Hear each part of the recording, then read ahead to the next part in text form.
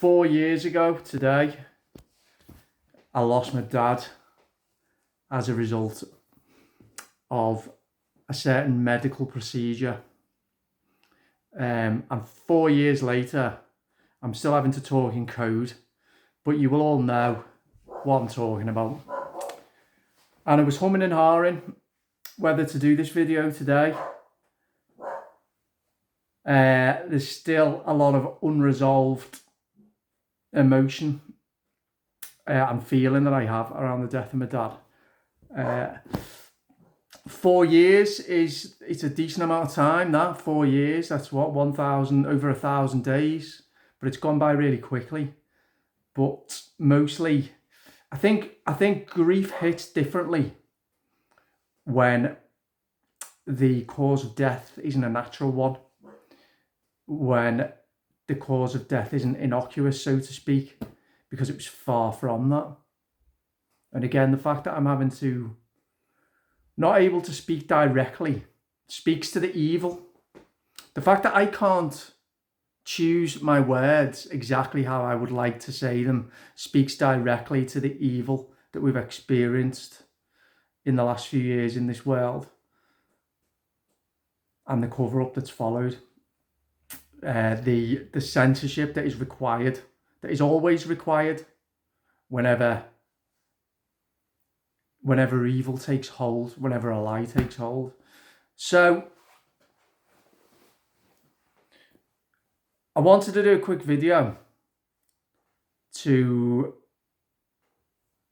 remind people really about the fact that not a single person, not a single politician, scientist, doctor, journalist across the world, as far as I'm aware, is being held accountable. And anyone who is in any way honest knows exactly what happened in those years. But not a single person's been held accountable. Why? Because society has buried what happened deep in its subconscious. People don't want to talk about it. So there's not been enough pressure to ensure that justice can be done. So those of us who are on the receiving end of this, who've lost loved ones, what are we left with? Well, we're left with the empty hole where a loved one's presence once was. We're left with anger and frustration and sadness and a sense of unfairness that's so deep, it's I can't put it into words. And then you have a decision. I have a decision. How do you cope? How do you live your life? How do you try and integrate what's happened? And there were times in the years after my dad's death, for about 2 years after, when the anger threatened to consume me. It nearly did.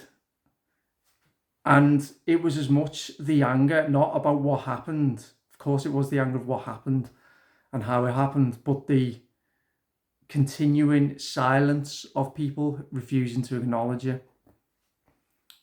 So that speaks to a society that is in a very sick state of mind. And as the years have gone by, it's now starting to fade into the midst of time. And I'm pretty certain that justice won't be served in my lifetime, if ever. So, yeah, you're left with having to process it, having to deal with it, having to live your life. So I try and live my life now I won't let go of the anger. No, I won't. But I understand it better. It's a righteous anger and it's a justifiable anger, but I won't let it destroy me or consume me. I won't. I refuse to do that. I've realised that underlying a lot of that anger was sadness about the state of the world, the pitiful, incomprehensible state of the world, what people permit to happen on their watch, as well as the sense of loss. But I look at my dad and remember him for who he was, and I've tried to imbue my life with some of the traits that he had, some of the amazing character traits that he had, such as loyalty, a sense of duty. Now, a big one, the other one that he had was forgiveness. He was a very forgiving person, very forgiving. You know, he certainly was forgiving towards me for the various times that I caused upset through, you know, primarily probably through drinking escapades and things like that. And by and large, I got on really well with my dad. We didn't see eye to eye on everything. And we certainly didn't see eye to eye on the thing that eventually led to his death, because he couldn't comprehend that evil could be in the world. And I could, and it was, and it's been proven. So to be guided by him, to be inspired by him, and as I say, to try and infuse my life with the positive qualities he had, that's how I cope. As well as I say, as doing this video, because we can't let the world forget, you know, this happened with the say-so of the majority, and the sheer number of people that were required to ensure that this tyranny could be inflicted is scary. Just like any tyranny, it's orchestrated by a few and perpetuated by millions. I said about my dad being very forgiving. That's also a central trait of Christianity, is forgiveness. And it's something that I do believe, of course, in forgiveness, because people have forgiven me and I try and be a forgiving person. But there are certain sins or crimes that are committed that I struggle. At the moment, I'm struggling to forgive. And that's just where I am. I saw a video that on Nigel Watson's channel that I watch regularly, and it was a brilliant video. And he'd had a bit of a bit of a moment of clarity, and he said that actually the ones who are in this world who are more open to forgiveness are the likes of us, who were the ones who raised the alarm, were the ones who stood against this tyranny.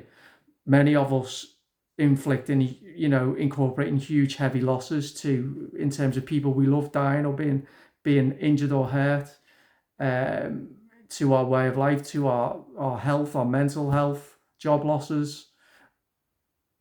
Some people sacrificed so much to do what was right and to stand up for the next generation. And he said that actually we're the more forgiving ones. We're the ones who are more open to trying to build a connection with the, as he calls them, the low-level enablers. And he said that actually they will never forgive us. And there is that old saying, people will forgive you for being wrong, but they'll never forgive you for being right. I've seen that, because not one single person, bearing in mind I started my YouTube channel, wrote my book in summer 2020, and I gave my life to trying to do the right thing, to try to protect people from the abominable, malevolent, malicious, and just incomprehensible evil that was stalking them. I gave my life to it, and it's actually, when I look back, it's actually me that ended up saying sorry. Make of that what you will. For me, I agree with what Nigel Watson said on his video, which was, until they repent, I say sorry, they can't be forgiven.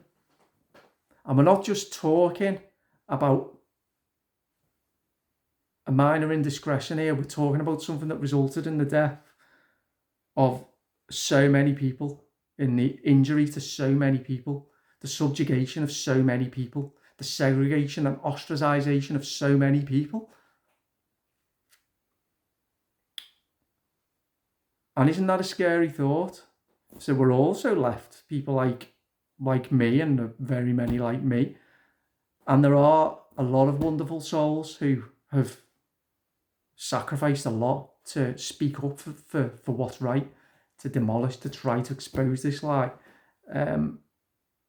That, you know, we're left now to pick up the pieces and to, well, we have no choice but to continue to live side by side with those who not only ignored us, called us names, permitted this tyranny on their watch, complied with everything, but then when they realised they were wrong, refused to admit it, let alone said sorry, say sorry. So there is no resolution, there is no justice, there is no accountability, there is no conversation in society about it. It's, if I think too much about this, it turns my head totally. You know, I have to protect myself because it nearly finished me, this. It really did. So, but it's important that that I do this video today to remind people, please do share this video. You will know many, many people who've been affected in terrible ways by what's happened in the last few years. And it wasn't just the medical intervention, it was the non-pharmaceutical interventions like the lockdowns as well. So many people were harmed. But to anyone who did stand up, regardless of your flaws or your imperfections or whatever, if you stood up and said, under no circumstances this happened on my watch, I applaud you. You know, I really do. You know, we are brothers and sisters in arms. We really are. And we're all over the place. There's loads of us. It's just that there's way more of them. So there we go. So I'm going to leave it at that. I'll say, you know, rest in peace to my dad. He'll be in a good place now because he was a good man. If a little bit naive. And I really did try to convince him, you know, but unfortunately such is the level of propaganda and conditioning. But yeah, part of a great generation, you know, with traditional, good, solid family values, you know, a church-going man who was active in the community, kind, loyal, forgiving, never let you down, was always there. So that's how that's my main focus today and every day, really. So I'm going to leave it there. Please do, as I say, share this video with anybody else who's in the same position as me, or with anybody else who has been harmed in some way in the last few years. I hope it, you know, brings a little bit of clarity, even a bit of comfort. And I'll speak to you soon. Okay, thanks, bye-bye.